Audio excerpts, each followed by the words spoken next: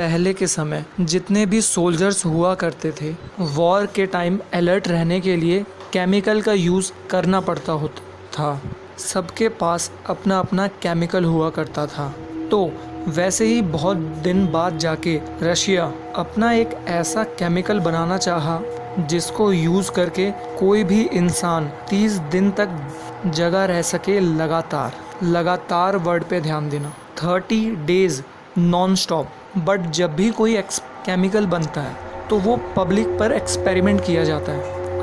Public पर experiment करने से पहले तो अब जो ये टेस्ट सब्जेक्ट्स हैं जिन लोगों पर एक्सपेरिमेंट किया जाना है उनको फाइंड करना कोई मुश्किल बात नहीं है, क्योंकि जो लोग जेल में हैं वो लोग ईजिली अवेलेबल हैं ऐसे खतरनाक कामों के लिए। तो रशियन सोल्जर्स ने ऐसे खतरनाक एक्सपेरिमेंट को करने के लिए 5 लोगों को चुना जेल से, और उन 5 को कहा गया, उन्हें ये ऑफर दिया गया कि अगर तुम इस केमिकल के एक्सपेरिमेंट में भाग लो और 30 दिन तक हेल्दी जगे रहो, एकदम नॉर्मल निकलो बाहर, तब तुम्हें हम इमीडिएट फ्रीडम दे देंगे। बट अनफॉर्चुनेटली ये एक झूठ था, ये बस उन पर टेस्ट करने के लिए कहा गया था। तो फिर एक लैब सेट किया गया और उन 5 लोगों को उसमें डाल दिया गया और उस एक्सपेरिमेंट को स्टार्ट कर दिया गया। फर्स्ट डे बीता, वो लोग बहुत खुश थे ये सोच के कि बस 30 दिनों तक जगे रहना है इस गैस के इफेक्ट में, ये गैस तो हमें हेल्प करेगा ही जगे रहने में। सो फर्स्ट डे उस गैस को छोड़ा जाता है और ये फर्स्ट डे पूरे हेल्दी रहते हैं, और ऐसे ही 3 दिन गुजर जाते हैं और ये लोग ओके रहते हैं, हेल्दी रहते हैं एकदम। शुरुआत के 3 दिन देखकर वो जो एक्सपेरिमेंटर्स थे, रिसर्चर्स, वो बहुत खुश हो जाते हैं। उनको लगता है कि बाकी देशों का केमिकल क्या है, 2 से 3 दिन इफ़ेक्ट करता है, बस सोल्जर्स को जगे रहने में मदद करता है, बस वॉर के टाइम। बट अब अपना केमिकल आ चुका है जो कि 30 दिनों तक इन लोगों को हेल्दी रखेगा, होपफुली। बट चौथे दिन से डार्क और हॉरिफिक होना स्टार्ट हो जाता है। डे 4 एक्सपेरिमेंट का चौथा दिन, अचानक वो लोग डार्क चीज़ों के ऊपर बात करने लग जाते हैं। लाइक उनके माइंड में बहुत बुरी चीज़ें आने लग जाती हैं, उसके ऊपर वो बात करते हैं। लैब में एक माइक्रोफोन भी रखा हुआ था उनकी बातें सुनने के लिए, उनकी एक्टिविटी पे नज़र रखने के लिए। उसी माइक की मदद से रिसर्चर्स वो बात उनकी सुन पा रहे थे। पूरे चौथे दिन वो लोग यही बात करते रहे नेगेटिव चीज़ों के बारे में, डार्क साइड के बारे में। 5th डे वो लोग आपस में दूसरी लैंग्वेज में बात करना स्टार्ट कर देते हैं मॉर्निंग से ही, और ऐसा लगता है कि वो आपस में अपनी बातों को समझ पा रहे हैं। उन लोगों के अंदर साइकोसिस का साइन नज़र आने लग जाता है। कभी आपस में बात करते हैं तो कभी खुद ही बात करने लग जाते हैं, कभी कभी इधर से उधर भागने लग जाते हैं। बट डे 5 से हम लोग डायरेक्ट चलते हैं डे 9 में। डे 9 में एक ऐसी चीज़ होती है जो सारे हदों को पार कर देती है। वो 5 सब्जेक्ट्स में से एक सब्जेक्ट दौड़ के चिल्लाने लग जाता है अचानक, और इतनी ज़ोर से चिल्लाता है, इतनी ज़ोर से कि उसका जो वोकल कॉर्ड होता है गले का, वो इतना वाइब्रेट होता है कि वो फट जाता है। और जैसे ही वो फटता है अचानक से सो जाता है, उसे नींद आ जाती है। और जैसे ही एक इंसान सोता है तो वो चारों माइक के पास आके विस्पर करने लग जाते हैं, कुछ ना कुछ बोलने लगते हैं। तब उन्हें लगा क्या ये गैस की वजह से हो रहा है या फिर कम सोने की वजह से। कोई श्योर नहीं था कि ये हो क्यों रहा है। रिसर्चर्स का ये मानना था कि नहीं सोने की वजह से लोग पागल होते हैं, बट ऐसा तो नहीं होता कि 5-6 घंटे लगातार चिल्ला के अपना गला फाड़ लें। या फिर ये शायद उसी गैस की वजह से हुआ है जो कि एक्सपेरिमेंट के लिए बनाया गया था सोल्जर्स के लिए। इसके बाद जो होता है वो बहुत हॉरिफिक होता है। डे 9 के बाद हम चलते हैं डे 10 में। अचानक उस रूम की सारी गतिविधियां बंद हो जाती हैं, पूरा साइलेंस, और किसी को ये नहीं पता होता कि वो अंदर जिंदा है भी या नहीं।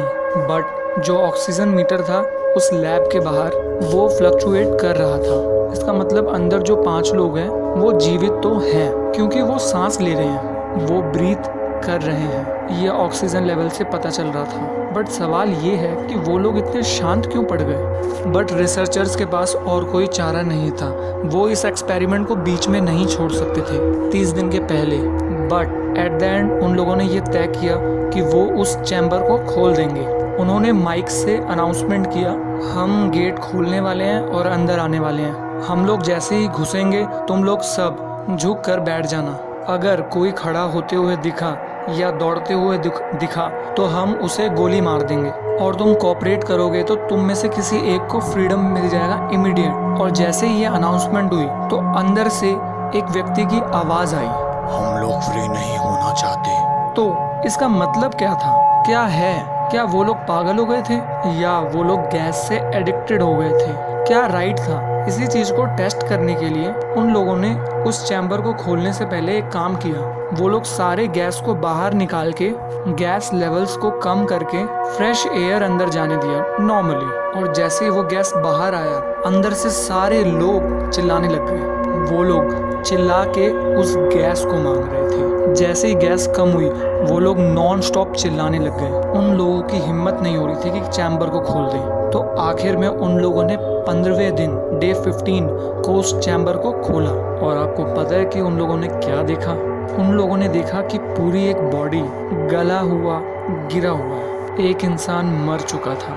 उस मरे हुए इंसान की किडनी बाहर निकली हुई थी, लंग्स बाहर निकले हुए थे, बट बाकी के 4 अभी भी जिंदा थे। बट उन लोगों ने जब उन चारों के ऊपर नजर डाली अपनी, बाकी के 4 लोग अपनी ही बॉडी को खाने लगे थे। खाना हमेशा चैम्बर में नॉर्मली रखा रहता था, 30 दिन का खाना वहाँ पे रख दिया गया था चैम्बर में पहले से। बट वो लोग अपनी बॉडी को खा रहे थे, अपने हाथ अपने पेट को खा रहे थे, यहाँ तक कि अपने पैरों को भी खा रहे थे। और उन मरे हुए इंसान की बाकी के ऑर्गन्स जमीन पर एक आर्ट पेपर की तरह पड़े हुए थे। कुछ वही ऑर्गन्स को खा रहे थे, कुछ अपने ऑर्गन्स को निकाल रहे थे। और ये सब वो लोग बिल्कुल हॉरिफिक फेस बना कर रहे थे, मानो उन लोगों के फेस पे एक डेविल वाली स्माइल थी।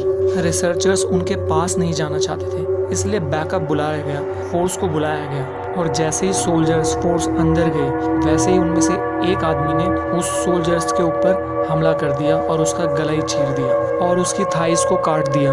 और ऐसे ही 5 सोल्जर्स की डेथ हो गई और अचानक वो लोग फ्लोर पे गिरकर शांत हो गए। तभी रिसर्चर्स ने उनके ब्लड में मॉर्फिन को इंजेक्ट कर दिया उनको और शांत रखने के लिए, बट फिर भी उन पर कोई असर नहीं हुआ। उन लोगों की बस एक ही चाहत थी कि बस हमें ये गैस दे दो। शायद वो एडिक्टेड हो गए थे। फिर और सोल्जर्स आए और अचानक लड़ाई के वक्त उनमें से एक का हार्ट बीट बंद हो गया। और सबसे हॉरिफिक चीज़ ये थी कि मरने के बाद, हार्ट बीट रुकने के बाद भी उसके मुंह से एक ही आवाज़ निकल रही थी, आई नीड गैस। फिर एट द एंड उन्हें कंट्रोल करके एनेस्थीसिया देकर उन्हें हॉस्पिटल ले जाया गया और उनके जो बॉडी पार्ट्स थे उन्हें उनके शरीर में इन प्रॉपर एडजस्ट किया गया। तो अब बस बाकी के 3 जिंदा थे, बाकी के 2 मर गए थे। फिर उसमें से एक पर्सन अचानक से हंसने लगा। जो नर्स उसकी स्ट्रेचिंग कर रही थी उसकी तरफ देख के हंसने लगा, एक डेविल सी स्माइल देने लगा। फिर उस नर्स ने एक पेन और पेपर दिया उसे और उसने उस पेपर पे लिखा अपने हाथ कपकपाते हुए, कीप कटिंग, काटते रहो। और हम दूसरे सब्जेक्ट्स की बात करें तो वो भी एक डेविल की तरह हंस रहा था। वहीं इन रिसर्चर्स ने उनसे पूछा कि क्यों हंस रहे हो, क्या चाहिए तुम्हें? तो उसने बोला मुझे गैस चाहिए, आई नीड गैस। तो पूछा गया क्यों चाहिए तुम्हें ये गैस? तो उसने बोला मुझे अवेक रहने के लिए गैस चाहिए, नींद को भगाने के लिए गैस चाहिए। फिर उन्होंने डिसाइड किया इन्हें उसी चैम्बर में डाल दो और गैस रिलीज कर दो। फिर ऐसा ही किया गया और वो लोग हैप्पी हो गए, खुश हो गए। फिर उसमें से 2 सब्जेक्ट डेड हो गए, बचा